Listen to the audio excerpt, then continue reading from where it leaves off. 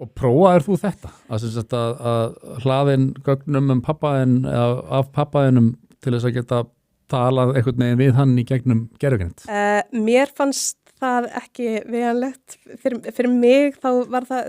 ekki, ég svona spurði mig siðferðislega spurningar um hvort að hann myndi vilja það og það náttúrulega líka vandamál, ef að þú ert ekki búin að samþykkja að gögnin þín séu notuð,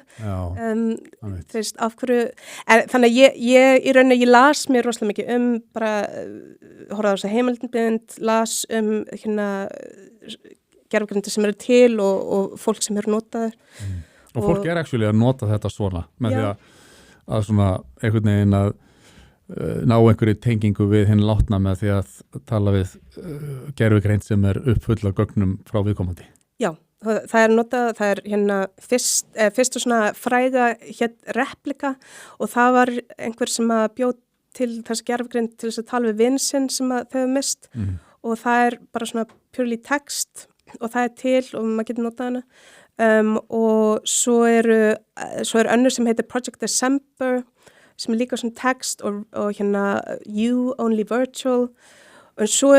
þróun hefur komið á þann stað að það